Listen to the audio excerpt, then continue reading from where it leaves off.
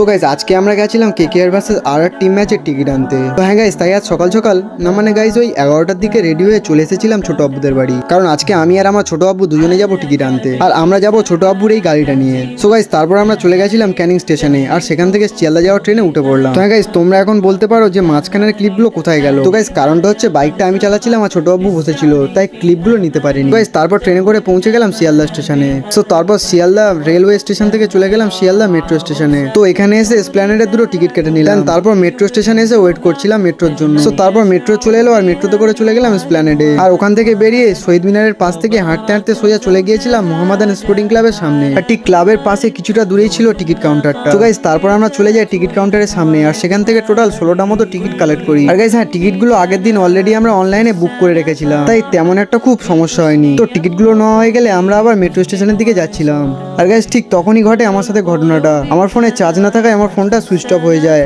তাই আর কোনো ক্লিপ নিতে পারি। তো গাইস তারপর ক্যানিং এ পৌঁছে এই ক্যাফে এসে আমার ফোনটা চার্জ করি। আর গাইস খিদেও লেগেছিল আমার খুব জোরে, তাই 2 প্লেট বিরিয়ানি অর্ডার করে দিলাম, আর কিছুক্ষণ ওয়েট করার পর গাইস বিরিয়ানিও চলে এলো। সো গাইস আজকে মিনি ব্লগটা আমি বিরিয়ানি খেতে খেতে শেষ করলাম।